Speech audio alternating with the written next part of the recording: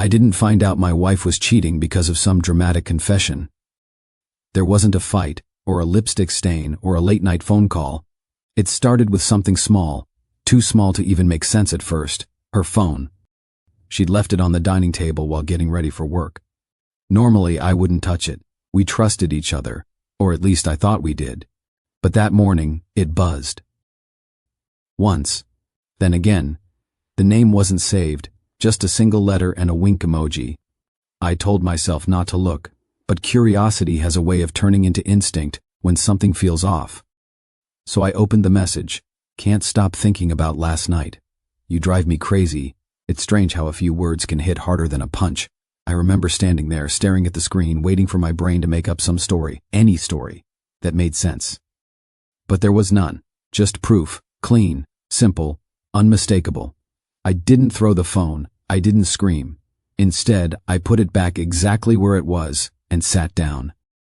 It was like all my emotions had frozen in place. No fire, no tears, just this heavy stillness inside me.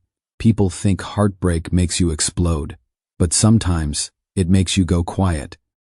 And in that silence, something inside me shifted. That night, she acted normal, too normal, laughing, asking if I wanted takeout, scrolling through her phone while pretending not to smile. Every little thing suddenly looked like a clue I'd missed before. I didn't confront her. Not yet. Instead, I started to look closer. And that's when I found him. She'd left an old photo on her social page, a group dinner, a few friends, her hand too close to one man's arm. I clicked his profile. Married. 2 kids.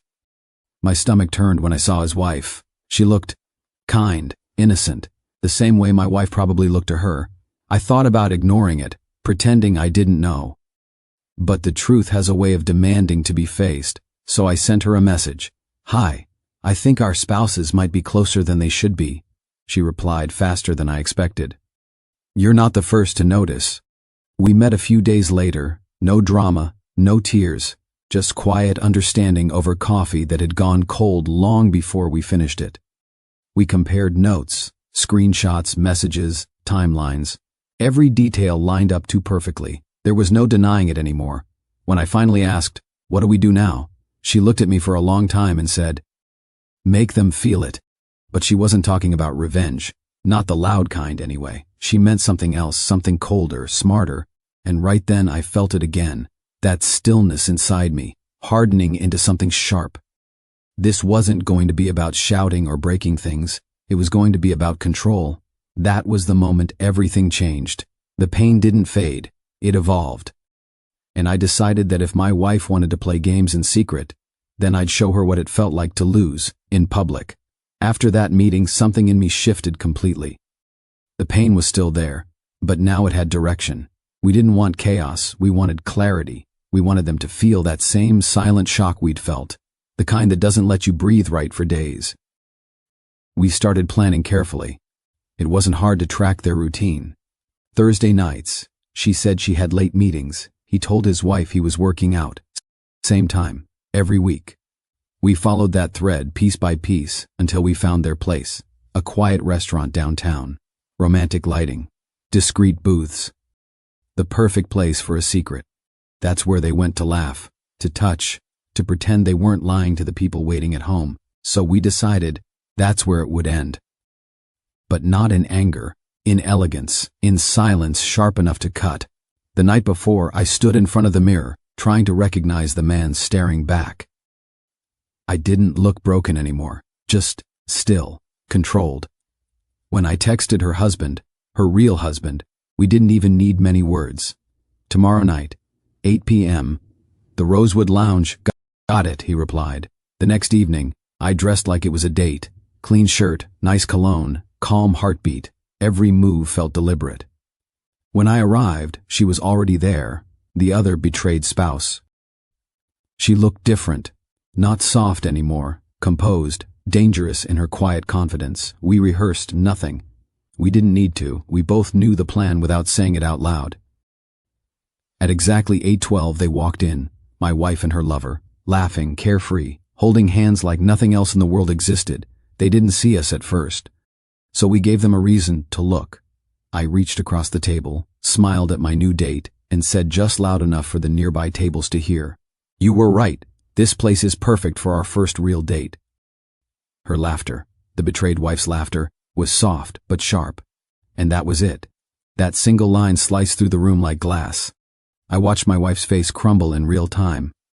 She froze mid-laugh, her hand slipping from his.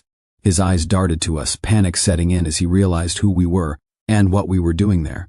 They didn't move at first, just sat there pale and silent, trapped between guilt and exposure. The waitress hesitated, unsure what to do, while the people at nearby tables started whispering. I didn't say anything else. I didn't have to. The other woman, my date for the evening, leaned back, crossed her legs and smiled. Her calmness was terrifying. Then she said it, the line that sealed everything. "A double date. How thoughtful of you both." I almost felt sorry for them. Almost. My wife tried to speak, something about explaining, about it not being what it looked like, but her voice trembled too much to sound convincing. I stood, straightened my jacket, and said the only thing that felt right. "You should have picked somewhere less public." Then I walked out. No yelling. No scene, just quiet control. Outside, the cool night air hit my face like a reset button. I didn't look back. She followed a few steps behind me, the other betrayed spouse.